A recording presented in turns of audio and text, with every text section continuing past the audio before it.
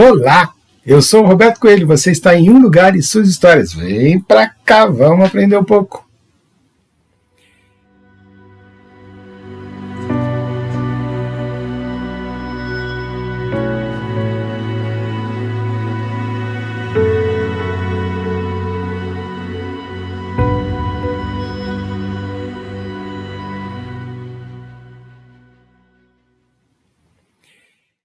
Eu estou falando aqui a pedido, então o nome de quem pediu está aqui embaixo, vocês vão ler. E estamos aqui na área do Rio Pardo, contando um pouco da história desses lugares aqui para vocês. E hoje nós vamos falar da cidade de Olímpia. Vamos conhecer?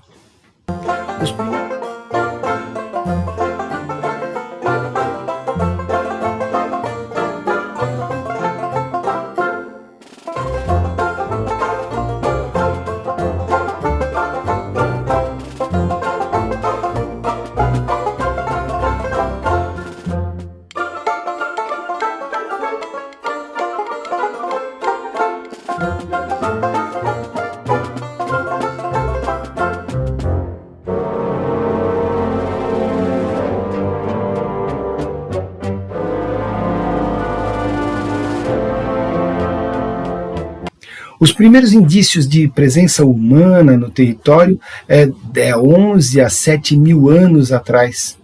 De acordo, então, com as pessoas, com pesquisas arqueológicas, o Vale do Rio Pardo, datações, então, vistas ali nas corredeiras, né? Então, o município de Serra Azul, apontam para a ocupação em 3.440 antes de hoje, né, antes das datas presentes, né?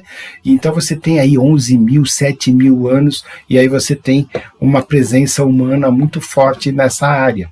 As primeiras populações indígenas eram nômades, estabeleciam pequenos acampamentos em ambientes bastante diversificados, planícies fluviais, topos de vertentes de morro, caça, colheita.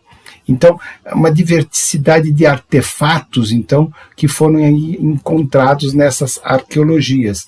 Então, arenito, o sílex, né, o quartzo, a calcedônia, eram materiais que eram utilizados aí por essas pessoas. Cerca de 2 mil anos atrás, um grupo de maior densidade ficou, a gente chama de sedentarismo, né? Então ficou ali populações de caçadores-coletores aí na área então do Rio Pardo, e a agricultura do milho, a agricultura da mandioca já era presente ali, produção de cerâmica também é uma novidade tecnológica, né? Que então facilitava à época o armazenamento de alimentos, né? Dessas tradições tecnológicas, as cerâmicas conhecidas, né, pelo menos 3 grandes descobertas em sítios arqueológicos estão ali em Olímpia, estão ali em Tupi-Guarani, Aratu, Sapucaí e Uru. Então todas essas áreas aí estão colocadas, né? O caso do sítio cemitério Maranata, identificado então em 1993, então abaixo do rio Olho d'Água, onde foram identificadas funerais, né, de tradições então Tupi-Guarani, e aí então tá aí a história para contar para vocês, né? Essa diversidade, tipos de cerâmica, variando em estilos decorativos, formatos, num processo de produção, provavelmente indica que essa bacia ali congregava uma grande variedade de culturas ameríndias, né? E olha que bacana isso, né? O ramo linguístico deveria ser o Macro-Gê ou Tupi-Guarani.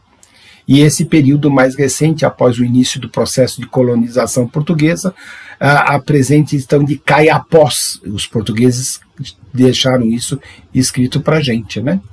Então, aí, alguns pesquisadores afirmam que a relação entre Caiapós e português teria sido bastante amistosa, até então a primeira metade do século XVIII, com então fornecendo índios inimigos para servirem como mão de obra escrava nas vilas. Então essa aproximação entre o índio e o português também foi bastante interessante nessa região da Olímpia, né?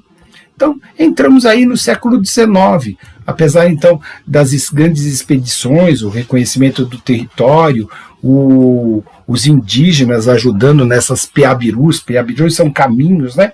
Caminhos do sertão, né? Povoamento colonial na região do Rio Pardo e até ali no Rio Grande, deu uma forma bastante esparsa dessas primeiras décadas do século XIX, né? Então, o esgotamento de muitas lavras de ouro em Minas Gerais, muitos mineiros, então, abandonavam os seus lugares e, então, fontes históricas na época são chamados, então, de entrantes. E, então, eles optaram por se instalar um pouco em áreas, então, desbravadas no norte, no leste de São Paulo, dedicando, então, à agropecuária. Esse processo levou à fundação de diversos povoamentos. Por exemplo, um deles é Barretos. Você vai ter isso como forma desses entrantes ali, que estavam ali colocados, né? A fundação do município de Olímpia, propriamente dita, está ligado a um processo de ocupação bastante recente no norte paulista, a partir então do café. No final do século XIX, início do século XX, seu território pertencia a Barretos, e aí então posteriormente foi desmembrado. Os relatos narram que então Antônio Joaquim Miguel dos Santos, um mineiro de Caldas, teria sido então o primeiro a se fixar aí na região, né?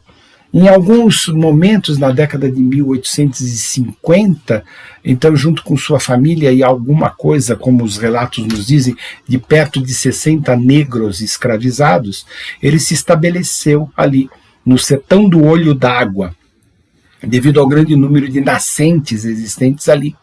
De fato, a área urbana de Olímpia é atravessada por rios, até cerca de 60 córregos, incluindo o Olho d'Água, batizado com esse nome original na localidade. Naquela ocasião, este senhor, então, Antônio Joaquim Miguel dos Santos, né, mandou construir uma grande casa de pau a pique, enquanto sede de sua fazenda, razão pela qual ficou inicialmente conhecida como Taperão.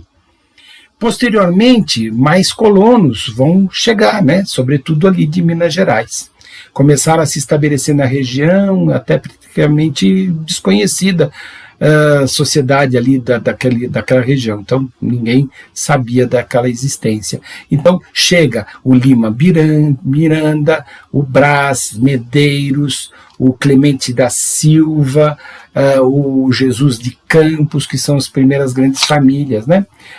E o isolamento de fazendas fazia com que esses moradores tivessem que suprir a maior parte de suas necessidades. Então, caminhos precários desestimulavam, então, maior produção agropecuária. Mais tarde, o crescimento dessa população também necessitou organizar coletivamente. Os moradores, então, decidem formar um povoado.